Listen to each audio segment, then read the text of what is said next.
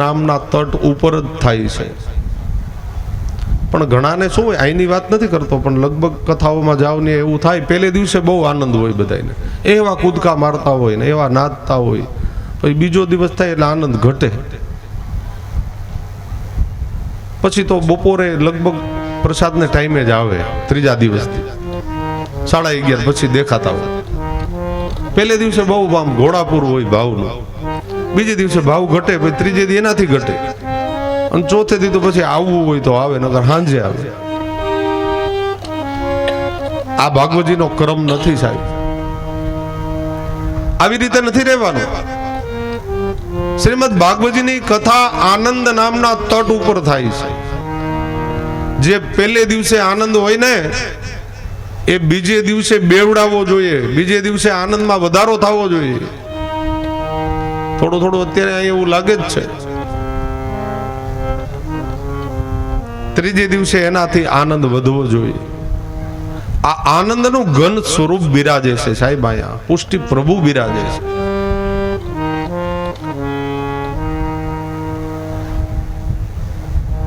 પ્રસાદ થોડો માપે લેવો, કઈ વાંધો નહીં, થોડી આળસ આવી જતી હોય તો પ્રસાદ માપે કરી નાખવો, પણ વધારે કથામાં ધ્યાન આપવું અને પૂરી હાજરી આપવી.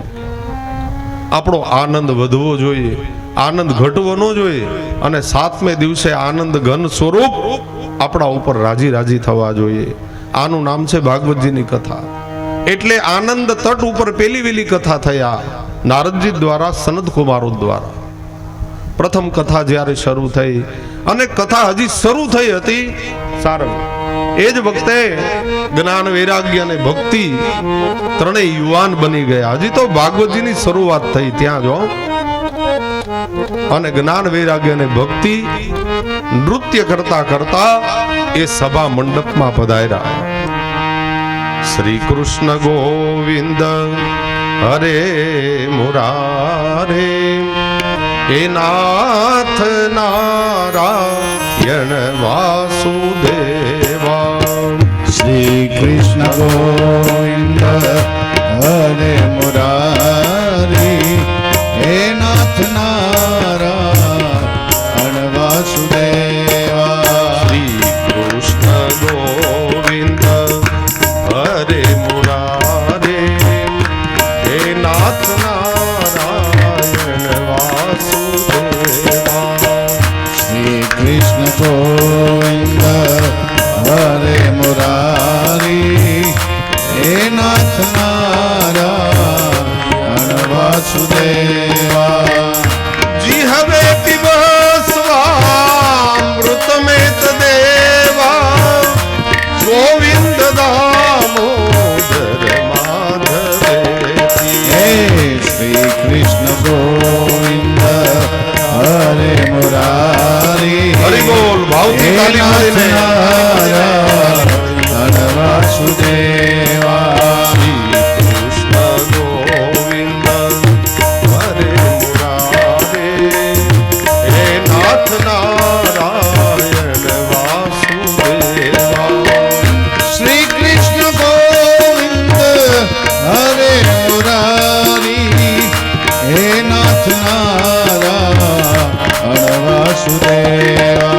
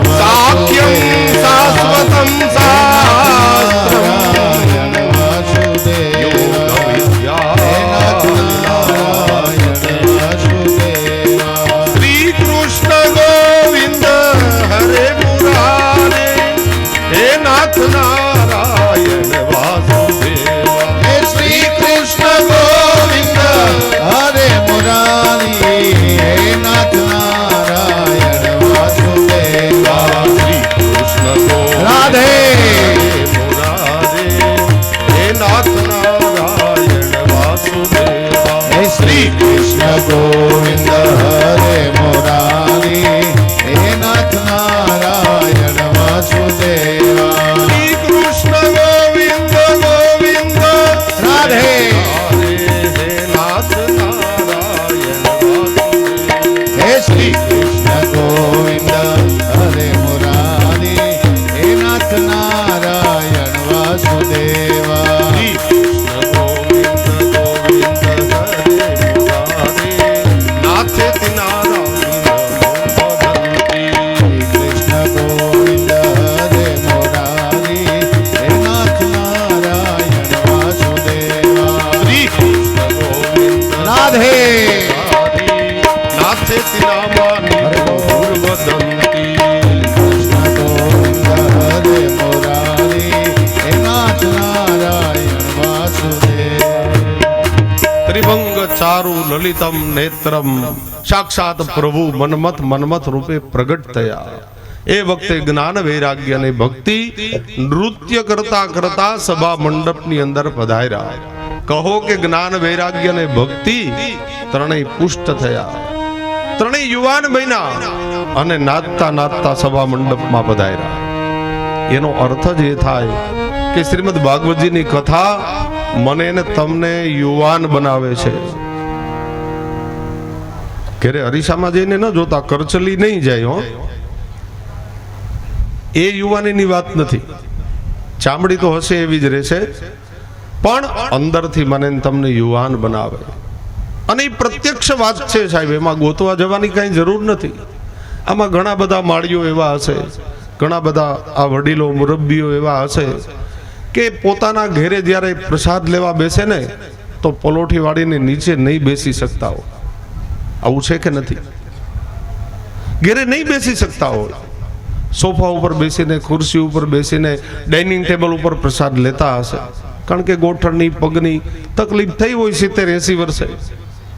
એ જ યુવાનો, એ જ વડીલો, એ જ મુરબ્બીઓને જ્યારે ખબર પડે કે આપણા ગામમાં ભાગવતજીની કથા શરૂ થઈ, એટલે એના ઘરેથી ચાલીને અહીંયા સભા મંડપ સુધી પધારે છે સાહેબ, અને 8-8 દિવસ સુધી નીચે બેસીને કથા સાંભળે છે. આ પ્રભુનો પ્રતાપ નથી તો બીજું શું છે? આ પ્રત્યક્ષ પ્રમાણ છે આજે પણ કળિયુગમાં. મને તો દેખાય છે, તમને દેખાતું હોય કે કેમ ન દેખાય તો તમે સમજો. મને તો પ્રભુ પ્રત્યક્ષ અહીંયા દેખાય છે. આ જ એનું પ્રમાણ છે. ઘણા માળીઓ ઉંબરા સુધી, બાથરૂમ સુધી બિચારા નથી જઈ શકતા, એના બાવડા પકડવા પડે, અને અહીંયા પોતાના રીતે ચાલીને ભાગવતની કથામાં પધારે છે. આ આજે પ્રમાણ છે સાહેબ. આમાં લગભગ લોકોને નીચે બેસવાની આદત ના હોય, પણ 4-4 કલાક ગોઠણ યાદ જ નથી રહેતા કે મને ગોઠણ દુખે છે. કથા પૂરી થાય પછી પાછા દુખવા માંડે હો. કથા શરૂ હોય ત્યાં સુધી યાદ જ નથી આવતું કે આપણને શું તકલીફ થાય છે. આ પ્રભુની કૃપા છે, આ ભાગવતજીનો પ્રતાપ છે સાહેબ. ये तेरे नाम का प्रताप है, तुम्हें याद हो कि न याद हो, ये तेरे नाम का प्रताप है. આ પ્રભુના નામમાં આવી તાકાત છે. પણ 7 દિવસ લઈએ એના કરતા જિંદગી આખી લઈએ તો કેવું જીવન સુધરી જાય. ક્યારે ગોઠણ નહીં દુખે, પ્રભુમાં મનને પરોવી દો. 7 દિવસ તો નહીં જ દુખે, મારી ગેરંટી. પણ જિંદગી આખી ન દુખાડવા હોય તો પ્રભુને પધરાવી લ્યો ઘરમાં અને સેવા મંડો કરવા, એટલે ગોઠણ બોઠણ બધું વયું જશે. આ મારું વચન છે વ્યાસપીઠ ઉપર. નહીં દુખે, જાઓ.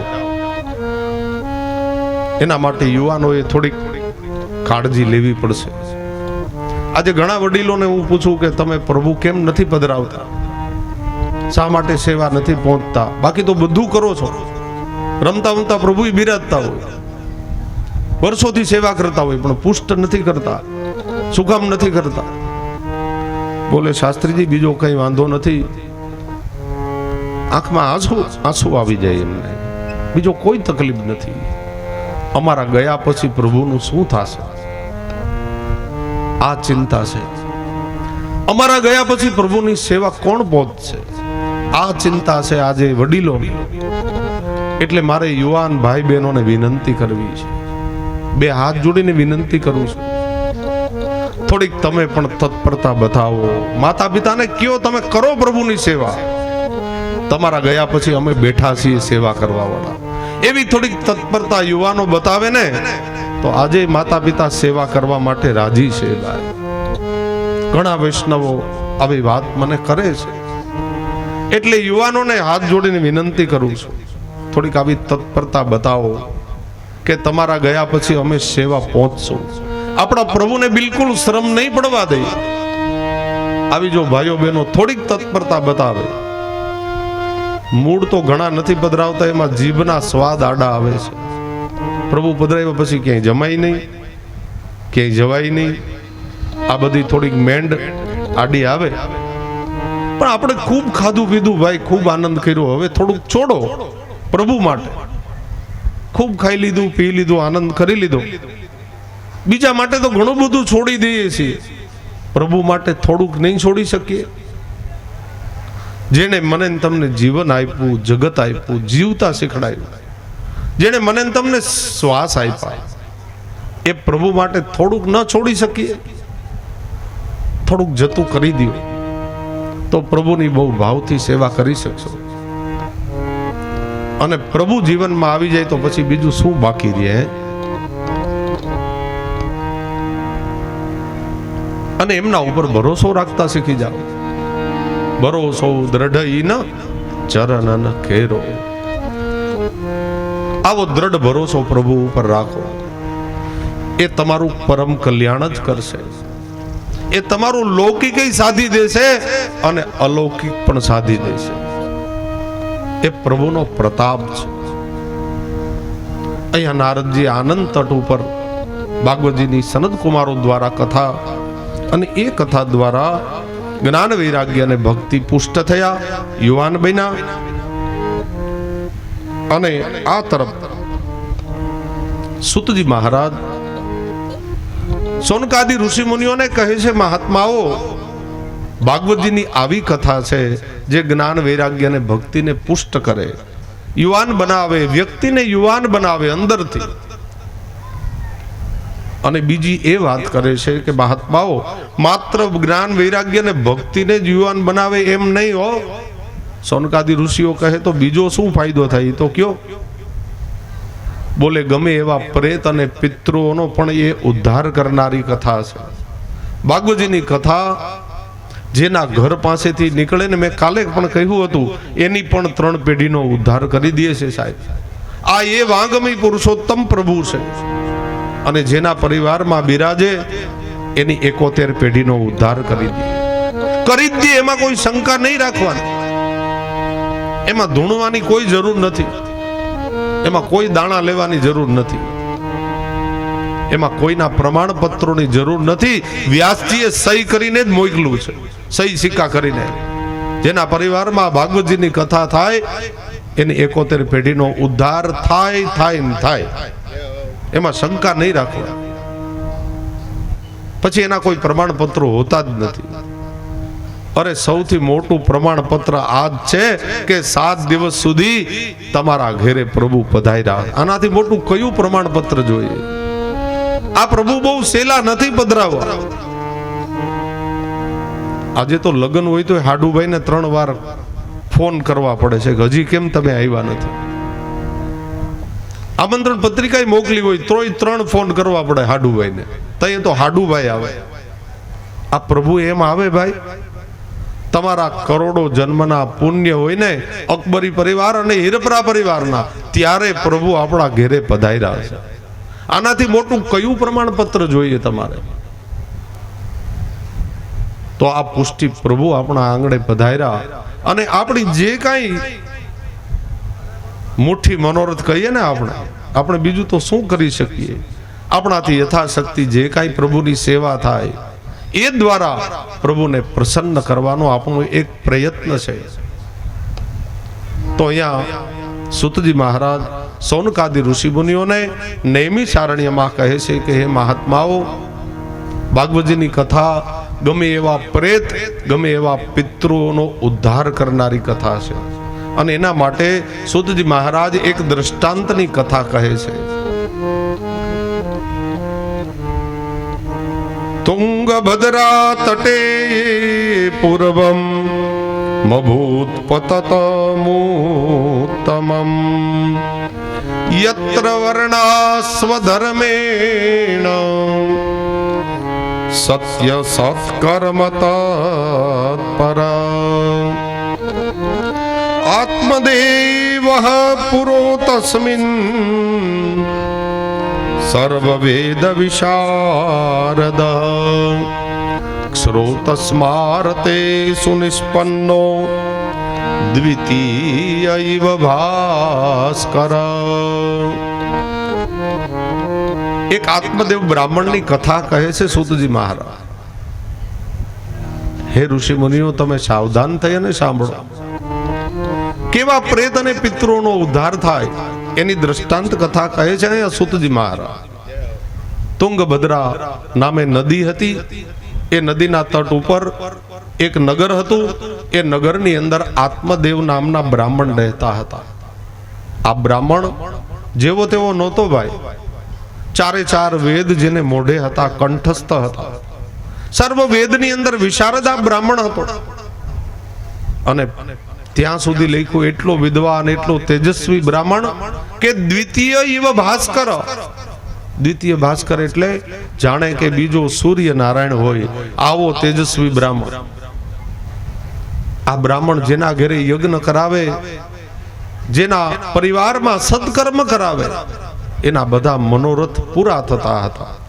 કોઈને પુત્ર ન હોય ને, પુત્રેષ્ટિ યજ્ઞ કરાવે, એને ઘરે બાળકનો જન્મ થાય. સંતાન ન હોય, સંપત્તિ ન હોય, લક્ષ્મી યાગ કરાવે એટલે એના ઘરે સંપત્તિની છોડ ઉડવા માંડે.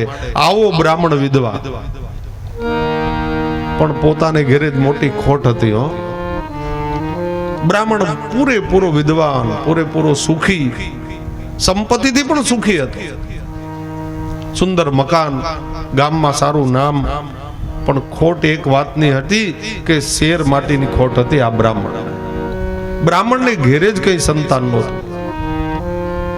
એટલે આત્મદેવ બ્રાહ્મણ નવચંડીના યજ્ઞ કરાવ્યા, વિષ્ણુ યાગ યજ્ઞ કરાવ્યો, અરે પુત્રેષ્ટિ યજ્ઞ પણ કરાવ્યો. છતાંય હવે નસીબમાં ન હોય તો કેવી રીતે પ્રાપ્ત થાય? ભાગ્યમાં નહોતું એટલે સંતાનનું સુખ પ્રાપ્ત ન થયું આત્મદેવ બ્રાહ્મણ. પછી તો ગાયત્રીના 24 તો પુરસ્ચરણ કરાવ્યા સાહેબ. 24 પુરસ્ચરણ એટલે એક પુરસ્ચરણ એટલે 1.25 લાખ મંત્ર થાય ગાયત્રી. એવા 24 પુરસ્ચરણ કર્યા આ બ્રાહ્મણ. છતાંય ભાગ્યમાં ન હતું એટલે સંતાનનું સુખ ન મળ્યું. અંતે બ્રાહ્મણ હાયરો થાયકો. બ્રાહ્મણે મનમાં વિચાર કર્યો, આ મેં જે કાંઈ વિધિ વિધાનો યજ્ઞો કરાવ્યા ને બધા ખોટા છે. આવું મનમાં થવા માંડ્યું. કારણ કે લાખ પ્રયત્ન કરવા છતાંય જે કાર્ય સિદ્ધ ન થાય તો માણસને એના ઉપરથી વિશ્વાસ ઉડી જાય. એમ બ્રાહ્મણને ભરોસો ઉડવા માંડ્યો. તો હવે શું કરીએ? બ્રાહ્મણ પોતાનું ઘર બાર છોડીને જંગલમાં ચાલ્યો ગયો. બોલે તપ કરું, જો કદાચ ભગવાન પ્રસન્ન થાય તો.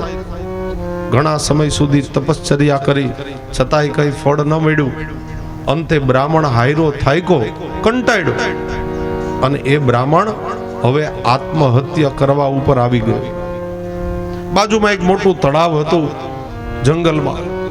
મોટી વેખડ ઉપર ચડી અને જ્યાં આત્મહત્યા કરવા જાય એ જ વખતે એક મહાત્મા સાધુ સંત ત્યાંથી પસાર થતા હતા. બ્રાહ્મણને જોઈને મહાત્માને ખબર પડી ગઈ કે આ આત્મહત્યા કરવા જાય છે. દોડીને બ્રાહ્મણનો હાથ પકડીને કહ્યું, અરે અરે મૂર્ખ બ્રાહ્મણ, આવો સુંદર દેહ મળ્યો, મનુષ્યનો દેહ, એમાં બ્રાહ્મણને ઘેરે અવતાર મળ્યો, તો હવે તને શું ઘટે છે? શેના માટે આત્મહત્યા કરવા જાય? આત્મદેવ બ્રાહ્મણ કહે, મહાત્મા મને મરી જવા દ્યો, હવે જીવવામાં કોઈ સાર નથી.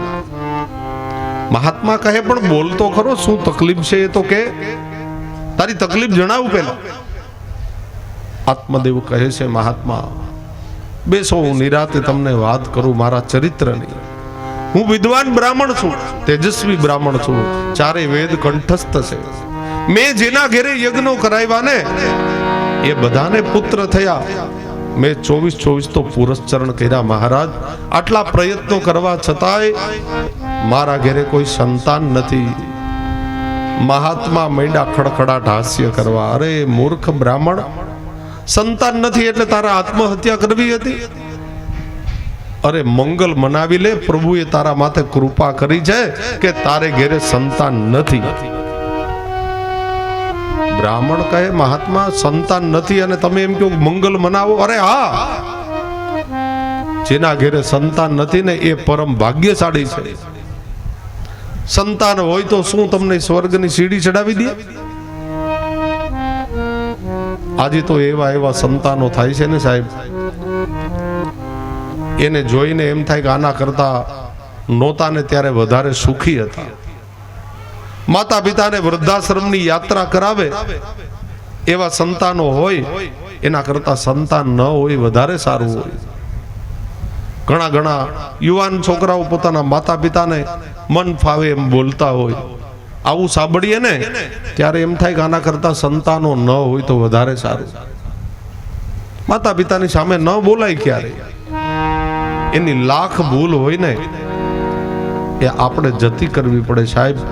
જો માતા પિતાનો પ્રેમ સંપાદન કરવો હોય, એના આશીર્વાદ સંપાદન કરવા હોય તો માતા પિતાની સામે જેમ તેમ બોલીએ અને પછી વૈષ્ણો દેવીની યાત્રા કરવા જઈએ. અરે તારા ઘરની દેવીને તો પૂજી લે પેલા. ઉંબરની દેવીને પૂજવા નથી ને વા ડુંગરાની દેવીઓને દીવા કરવા જવા છે. વૈષ્ણો દેવી રાજી થાય કોઈ દિવસ? પેલા ઉમરાની દેવીને પૂજી લ્યો સાહેબ. એ માતા પિતાને પાર પાડી દેશો ને, તમારી બધી જ યાત્રાઓ પૂરી થઈ જશે. જાઓ, તમારે 4 ધામની યાત્રા કરવાની કોઈ જરૂર નથી. ત્યાં જઈને ખોટી ભીડ જ કરો છો. અમરનાથ જવાની કોઈ જરૂર નથી. આપણા ઉપર તો શ્રી વલ્લભે કેવડી કૃપા કરી. આપણા ઘરમાં બધા તીર્થો આવીને બિરાજે. તમામ ભારતના તીર્થો આપણા ઘરે પધારે. જ્યારે આપણું ઘર નંદાલય બની જાય, જ્યારે પ્રભુ પધારે આપણા ઘરે, આપણા પ્રભુ બિરાજતા હોય ને તીર્થોને આવવું પડે સાહેબ. મર્યાદા માર્ગ અને પુષ્ટિ માર્ગમાં આ તફાવત છે, બીજો કોઈ તફાવત નથી. મર્યાદા માર્ગીઓએ પોતાના પ્રભુને ગોતવા જવા પડે, ત્યારે આપણા પુષ્ટિ માર્ગમાં આપણા પ્રભુ આપણું વર્ણન કરે. પ્રભુ ગોતતા ગોતતા આવે કે મારો જીવ ક્યાં છે. આપણે આપણા પ્રભુને ગોતવા ન જવા પડે, આપણા પ્રભુ આપણને ગોતી લે કે મારો જીવ ક્યાં છે. આ જ ભેદ છે મર્યાદા માર્ગ અને પુષ્ટિ માર્ગ. તો ઘરમાં પ્રભુને પધરાવો ને તમામ તીર્થો તમારા ઘરે આવશે. જ્યારે નંદાલય બનશે ત્યારે આપણે યાત્રાઓ કરવાની જરૂર નથી. હા, વ્રજ યાત્રા ચોક્કસ કરવી જીવનમાં એકાદ વખત થઈ શકે તો. એમાં આપશ્રીની સાથે હોય તો એનો આનંદ કાંઈક ઓર હોય. 84 કોષ યાત્રાનો આમાં ઘણા ખરા એ તો કરી જ હશે, ન કરી હોય તો કરજો એકાદ વખત, આવી મારી વિનંતી છે. પણ ઘરની દેવીઓને પેલા, ઉમરાની દેવીને પેલા પૂજી લેવા પછી જવું. માતા પિતા હેરાન થતા હોય, સસરાને ચા નો બનાવી દીધો ને પાછા ભક્તિ ફેરી માં ગયા હોય. અરે પેલા એને ચા તો પીવડાવી, પછી તું ભક્તિ ફેરી કરવા જાજે. જાઓ ચોક્કસ, જે સંપ્રદાયમાં તમે માનતા હો, મને કઈ તકલીફ નથી. પણ ઘરની જે ફરજો છે ને એ પેલા પૂરી કરો, પછી સેવા અને પછી બધું આવે. અને ઘણા એમ કહે છે કે માનવ સેવા એ પ્રભુ સેવા. આવું બોલીએ છીએ ને આપણે, માનવ સેવા એ પ્રભુ સેવા. એ ખોટી વાત છે. માનવ સેવા એ પ્રભુ સેવા નથી હો. માનવ સેવા એ માનવ સેવા અને પ્રભુ સેવા એ પ્રભુ સેવા. એટલે માનવ સેવા કરવાની હું ના નથી પાડતો, એ આપણી ફરજ જ છે, એ આપણે કરવાની છે. કોઈ દિન દુખી હીન હોય તો એને મદદ કરવી એ વૈષ્ણવનું પહેલું પગથિયું છે. વૈષ્ણવ તરીકે આપણી પહેલી ફરજ છે. આપણી બાજુમાં કોઈ દુખી હોય ને આપણે આનંદથી હુઈ જાય, એને વૈષ્ણવ ન કહેવાય. વૈષ્ણવ એ છે કે પ્રત્યેકને પોતાની શક્તિ પ્રમાણે મદદ કરે. ખાલી પ્રભુની જ સેવા કરવી એમ નહીં, બધાની સેવા કરવાની, અને સૌથી વધારે સેવા ગાયોની કરવાની છે સાહેબ. આજે એ જરૂર છે. આજે બે જ વ્યક્તિ રખડે છે ગામમાં, એક માતાઓ રખડે છે. અહીંયા તમારા ગામમાં તો સારું છે, અહીંની વાત નથી કરતો, એટલે ખોટું ના લગાડતો. અહીંની વાત નથી કરતો, અમારી બાજુ થોડુંક છે એવું એટલે કહી દઉં. આજે માતાઓ હેરાન છે ને બીજી ગાયો હેરાન છે. પણ અહીંયા તો માધુપુરમાં ખૂબ સારી રીતે સેવા થાય છે, અમારે બોરવાઓમાં ખૂબ સારી રીતે સેવા થાય છે ગાયોની. આ બે ગામના તો મને અનુભવ છે. એમ તો ધાવામાં ગૌશાળા સારી છે, ત્યાં પણ ખૂબ સારી રીતે સેવા થાય છે. એટલે અહીંયા ગીર પંથકની તો બહુ કઈ ચિંતા નથી. અહીંયા ગાયો હેરાન હોય જ નહીં, કારણ કે શ્રીમદ ગોકુલ જેવા તમારા ગામ છે બધા, જ્યાં ગોપીજનો પણ છે, જ્યાં ગાયો પણ છે, જ્યાં ગોવાળિયાઓ પણ છે, જ્યાં પ્રભુના વહાલા ભક્તો પણ છે.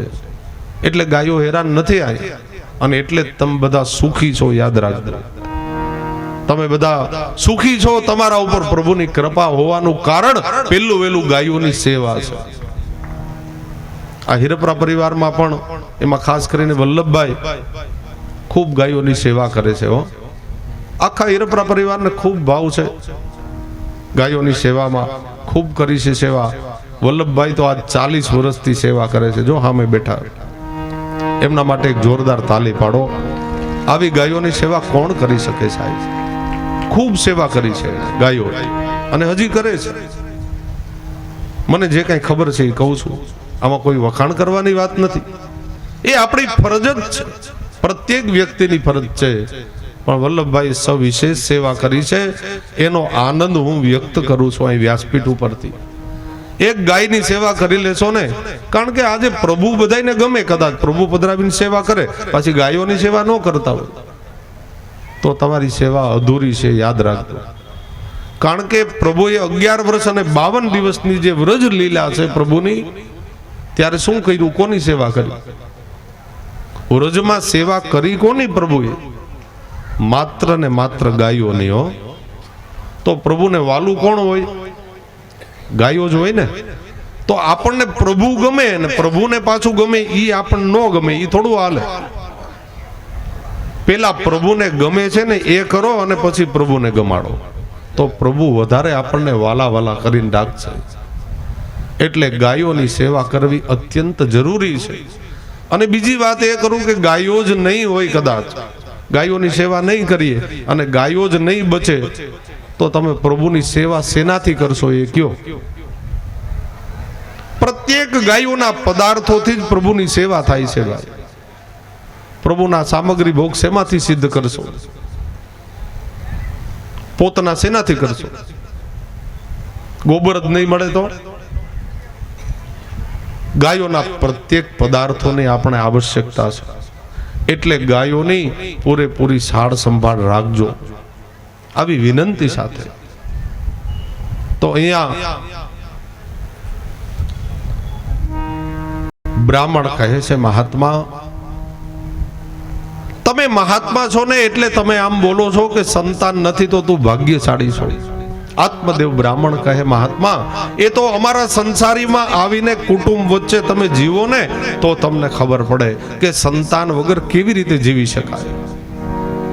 આ બધું બોલવું સહેલું છે હો, કે સંતાન ન હોય તો હાલે ને આમ તેમ એવું બોલી જવાય, પણ એમ જીવવું બહુ અઘરું છે. અને અમુક આચાર્યો તો મહાત્માઓ એમ કહે છે કે સંતાન વગર કુટુંબ પરિવારની વચ્ચે જીવવું એના કરતા જંગલમાં જઈને જીવવું વધારે સારું.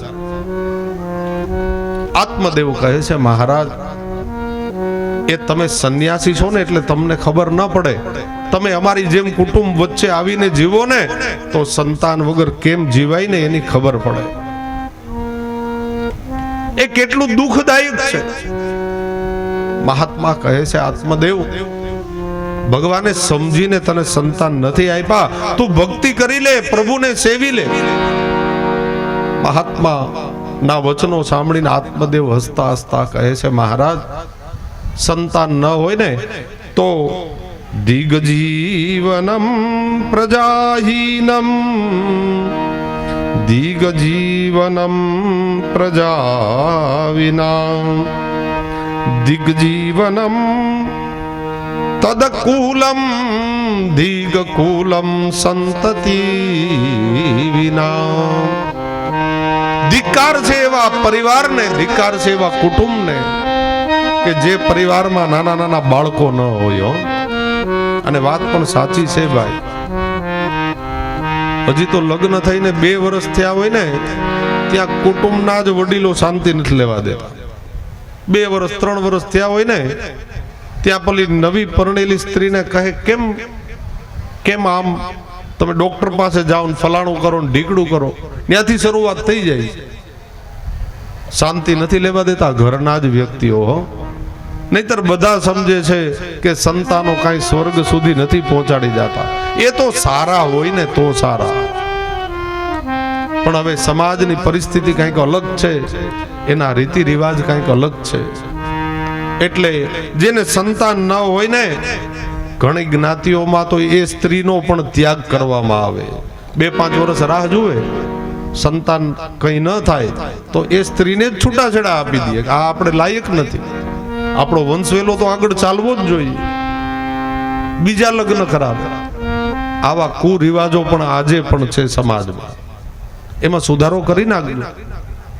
અહીં આત્મદેવ કહે છે મહારાજ સંતાન વગરનું જીવન જીવવું કેટલું દુઃખદાયક છે એ તમે અમારા પરિવારમાં આવીને જીવો તો ખબર પડે.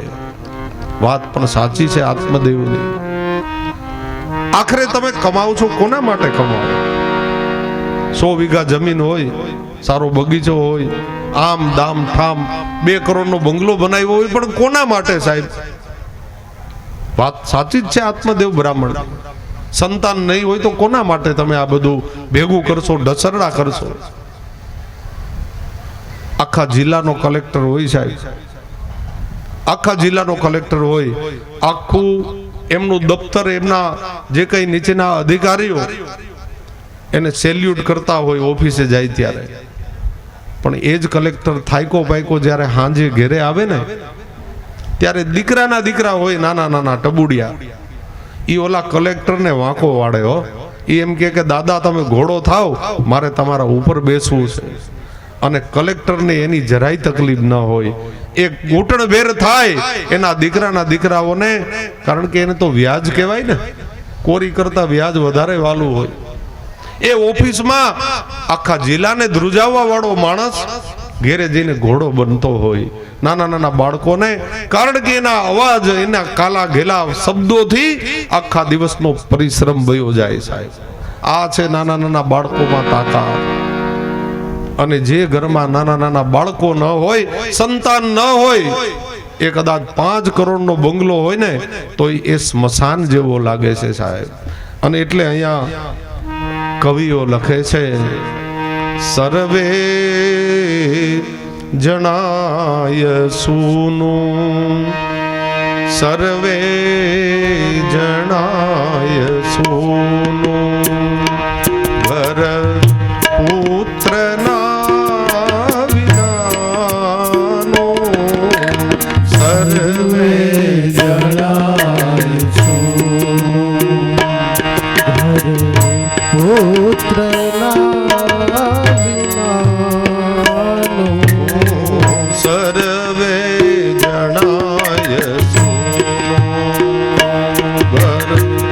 પુત્રના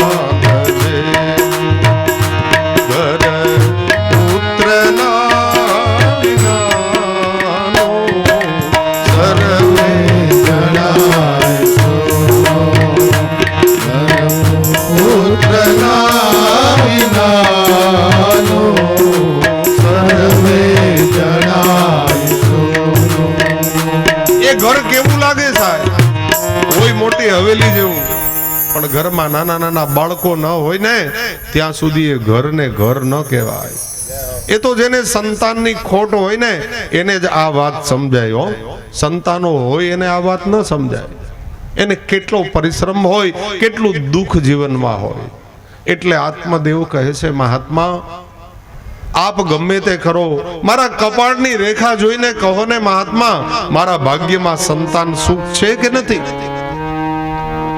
મહાત્માએ કપાળની રેખાઓ જોઈને કહ્યું, આત્મદેવ તું તો એક જન્મનું પૂછે છે ને? બોલે હા, હું તને 7 જન્મનું બતાવી દઉં. આ જન્મમાં તો નહીં, સપ્ત જન્મ વધે પેતામ નૈવ ચ નૈવ ચ. એક જન્મમાં નહીં આત્મદેવ, તારે ત્યાં 7 જન્મ સુધી કોઈ સંતાનનું સુખ નહીં મળે. જા, 7 જન્મ સુધી. બ્રાહ્મણે માથું પછાડ્યું. અરે મહાત્મા, હું તો એક જન્મનું પૂછતો હતો, તમે તો 7 જન્મની ના પાડી દીધી. તો હવે તો મરી જ જવાય ને મારે. મહાત્મા કહે, આત્મદેવ કેમ? અરે તમે હમણાં ન કહ્યું 7 જન્મ સુધી સંતાન નહીં થાય? બોલે હા, એ તો નહીં જ થાય. તો હવે મરી જ જવાય ને. મહાત્મા કહે, પણ મરી શું કામ જાવું? બોલે જો એક કામ હું કરું તો થાય ને.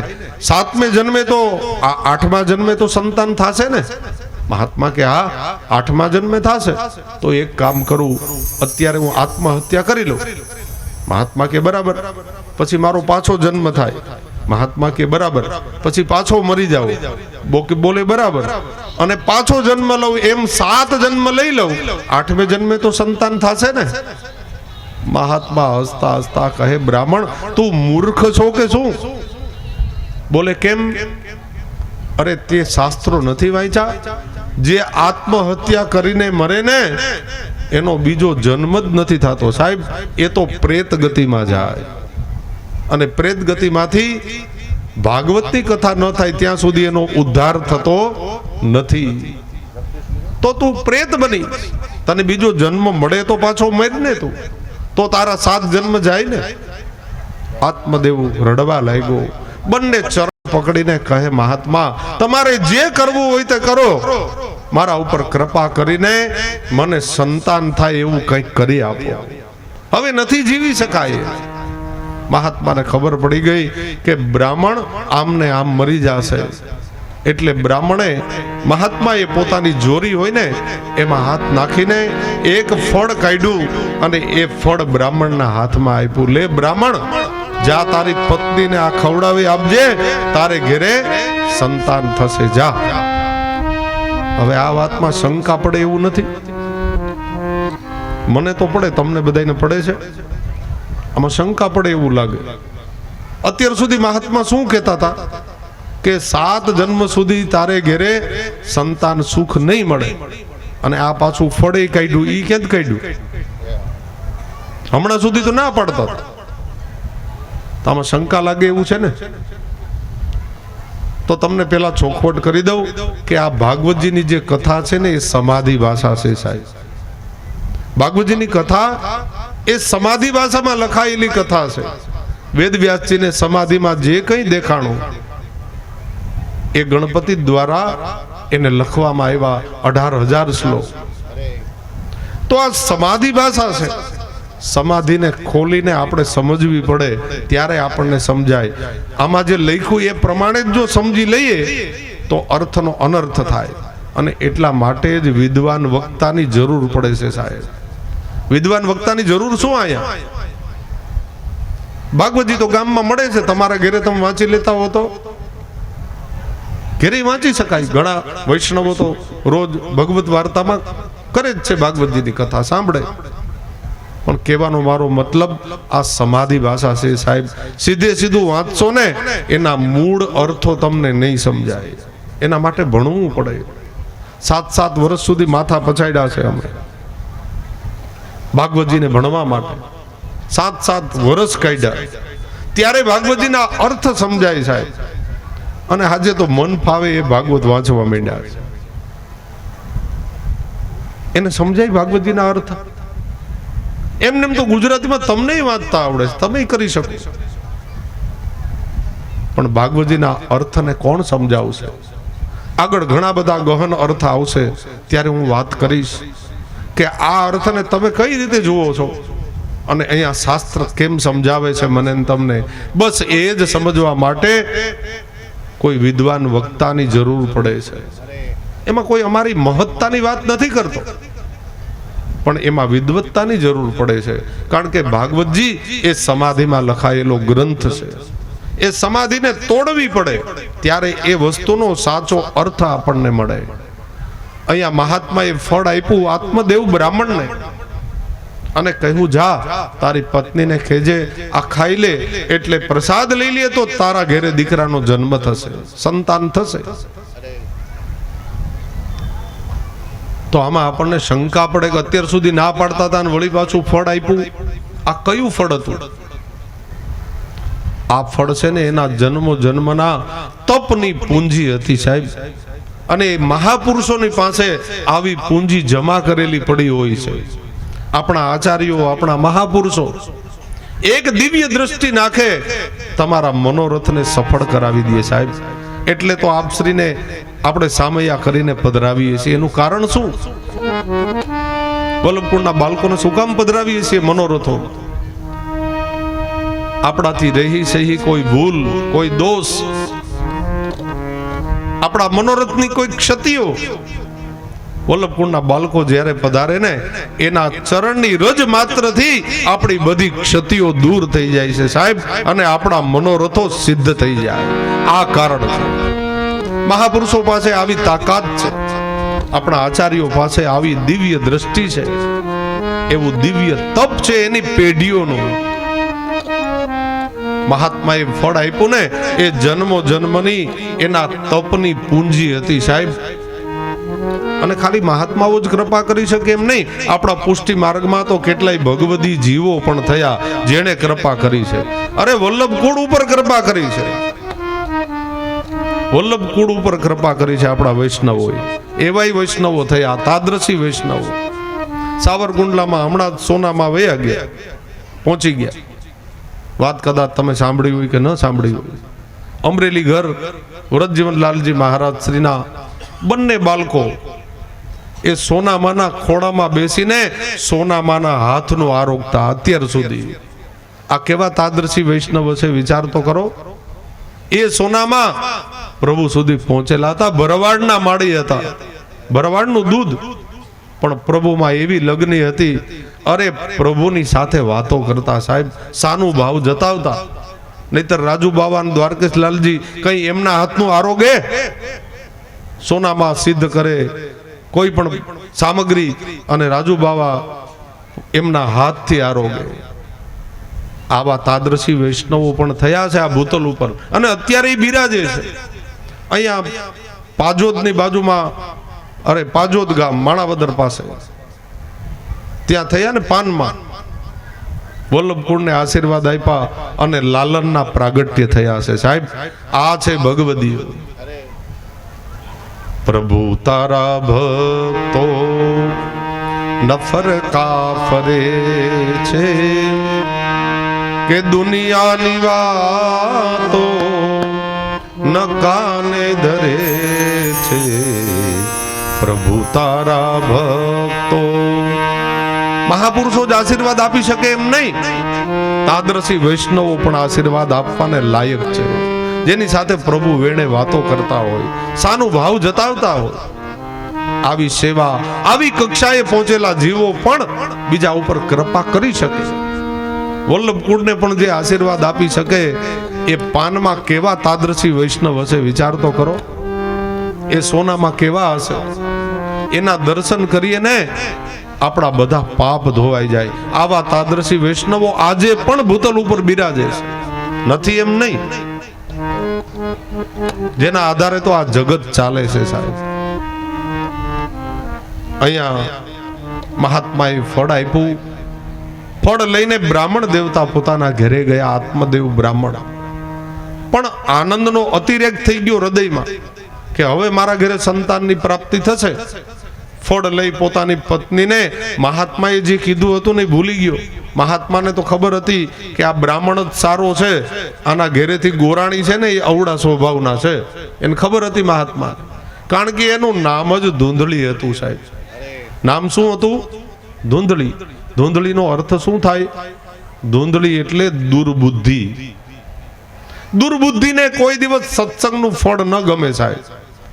દુર્બુદ્ધિ હોય ને એને સત્સંગનું ફળ ન ગમે.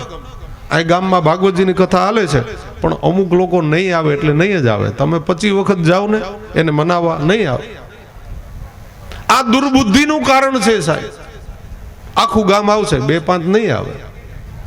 ગામે ગામ છે, અહીંયા તો હોય કે નહીં મને ખબર નથી, પણ અમારી એ બાજુ તો છે એવું ગામે ગામ 2-5 એવા હોય જ. એને 25 વખત પગે લાગવા જાવ, ન આવે એટલે ન આવે, કારણ કે એની દુર્બુદ્ધિ છે. એને સત્સંગનું ફળ ક્યારેય નથી ગમતું. દુર્બુદ્ધિ હોય ને એને સત્સંગ ન ગમે. આગળ મારી તારી કરો ઓટે બેસીને તો આવે, તો 3-3 કલાક બેઠા રહે, પણ ભગવત કાર્યમાં નહીં આવે.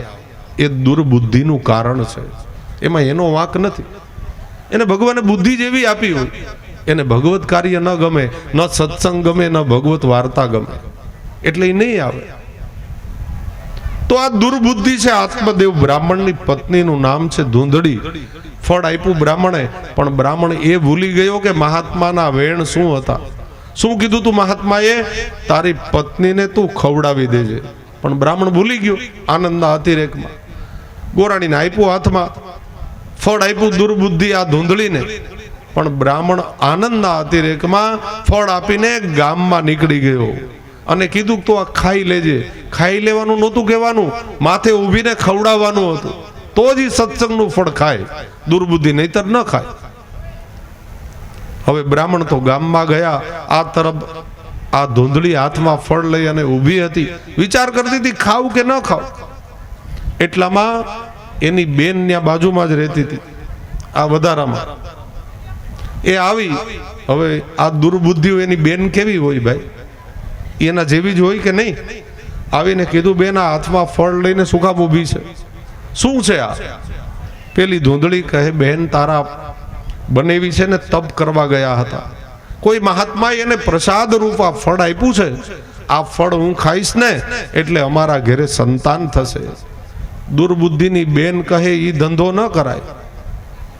ધૂંધળી કહે, કેમ ન કરાય? અરે મહાત્માનું ફળ છે.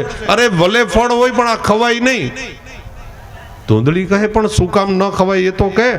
અરે તું આ ફળ ખાઈશ ને બેન એટલે તારે સારા દિવસો રહેશે. એ ગર્ભને ધારણ કરવો 9 મહિના સુધી, એ ભારને વહન કરવો. પછી ખાટું ન ખવાય ને તીખું ન ખવાય, આમ રેવાય ને આમ ન રેવાય, કેટલા બધા નીતિ નિયમો, અને અંતે પ્રસૂતિની ભયંકર પીડા, આ બધું સહન કરવું પડશે. આ શું કામ કરે? ધૂંધળી કહે, પણ તો મારે ઘરે સંતાન આવે કેવી રીતે? મહાત્માને હું શું જવાબ આપું? બોલે, બીજું કઈ ન કર, એ ફળ છે ને તું ગાય જો સામે રહી, ગાયને ખવડાવી દે અને તું ખોટે ખોટો ઢોંગ કરજે કે મારે સારા દિવસો છે. બોલે, પણ સંતાન ક્યાંથી લાવીશ 9 મહિને? બોલે, એ સંતાન હું તને આપીશ, કારણ કે મારે અત્યારે સારા દિવસો છે. એ જે સંતાન થશે એ હું તને આપી દઈશ. રાત્રિના અંધકારમાં કઈ ખબર નહીં પડે. આમ તો બ્રાહ્મણ તો ભોળો છે, એને ક્યાં કઈ ખબર પડે. પેલી ધૂંધળી એની વાતોમાં આવી ગઈ. મહાત્માએ આપેલું ફળ ગાયને ખવડાવી દીધું અને સારા દિવસોના ઢોંગ કરવા લાગી. 9 માસ જ્યારે પૂરા થયા, એક રાત્રિએ ધૂંધળીની બેનને સંતાનનો જન્મ થયો. એ પુત્ર લઈ પેલા કપડામાં વીંટી, કોઈને ખબર ન પડે એમ અર્ધરાત્રે એની બેન એને પધરાવી ગઈ. અને આ બ્રાહ્મણની પત્ની ધૂંધળીએ થાળીઓ વગાડીને ગામને સંદેશો આપ્યો કે બ્રાહ્મણને ઘેરે પુત્રનો જન્મ થયો. અને એ પેલા તો ગાયને પ્રસૂતિ આવી હતી, એટલે ગોકર્ણજી મહારાજનો જન્મ થયો હતો. ગાયને તો વાછડા આવે સાહેબ, ગાયને કાંઈ પુત્ર પ્રાગટ્ય ન થાય, પણ આ મહાત્માનો પ્રસાદ હતો. એટલે જે પુત્રનો આખું પુરુષ આકૃતિ એ પ્રગટ થઈ, માત્ર એના કાન એ ગાય જેવા હતા, એટલે એનું નામ ગોકર્ણજી પાડવામાં આવ્યું. અહીંયા બ્રાહ્મણને ઘેરે જે સંતાન, એની બેનનો જે દીકરો હતો, એ ધીરે ધીરે મોટો થવા લાગ્યો અને એનું નામ ધુંધુકારી પાડવામાં આવ્યું. ધુંધુકારીનો અર્થ થાય ધૂમ ધૂમ શબ્દ કરોતી ઇતિ ધુંધુકારી. જે હંમેશા નઠારું બોલે ને એ બધા ધુંધુકારી જ કહેવાય. અમુક લોકોને સારું બોલતા જ ન આવડતું હોય. અહીંયા કથામાં આવે ને હામાં મળે એટલે આપણે એમ કહીએ કેમ દાદા આવી ગયા ને, સારું છે ને તબિયત, એટલે એ શું કહે સારું હોય તો જ અહીંયા આવ્યા હોય ને. જો આ જવાબ નથી હો. કોઈ તમને પૂછે કે તબિયત સારી છે ને એમ, તો આપણે શું કહેવાય સામું? ના ના બહુ સારું છે હો ભાઈ, ભગવાન ઠાકોરજીની કૃપા છે, જો હલાઈ ચલાઈ છે, કથા સુધી આવીએ છીએ, ખવાઈ પીવાય છે, કોઈ તકલીફ નથી, પ્રભુની પૂરી કૃપા છે. જવાબ આવો હોવો જોઈએ. પણ ઘણા લોકો શું જવાબ આપે? સારું હોય તો જ અહીંયા આવ્યા હોય ને. હામાં માણાને ધ્રુજાવી દે. બસ આને કહેવાય ધુંધુકારી. ધુંધુકારી એટલે ધૂમ ધૂમ શબ્દ કરોતી ઇતિ ધુંધુકારી. જે હંમેશા નઠારું બોલે, જે ખરાબ જ બોલતા હોય. બેઠા હોય ને આપણે એમ કે કેમ દાદા બેઠા ને, એટલે એ શું કે તમે કહેતા હો તો ઊભા થઈ જાય. અરે ભાઈ ઊભું થવાનું અમે કહેતા નથી, તમારા સમાચાર પૂછીએ છીએ. પણ એને બધું અવળું જ લાગે ને અવળું જ બોલવું હોય. આ બધા ધુંધુકારી છે, યાદ રાખ. ધુંધુકારી મોટો થવા લાગ્યો, આ તરફ ગોકર્ણજી મોટા થવા લાગ્યા. ગોકર્ણ એ તો મહાત્માનો પ્રસાદ છે ભાઈ. મહાત્માનો પ્રસાદ કેવો હોય એટલે અહીંયા સુતજી મહારાજ કહે છે ગોકર્ણો પંડિતો જ્ઞાની ધુંધુકારી મહાખલ. ગોકર્ણો પંડિતો જ્ઞાની. ગોકર્ણજી મહારાજ પંડિત થયા, વિદ્વાન થયા અને કેટલા સુંદર થયા. અને આ ધુંધલીની બેનનો દીકરો એ પાખંડી થયો. ગોકર્ણો પંડિતો જ્ઞાની ધુંધુકારી મહાખલ. જો શબ્દ વ્યાસજીએ કેવો વાપરો હે, મહાખલ. ખલ શબ્દ છે ને છેલ્લામાં છેલ્લો શબ્દ છે હો.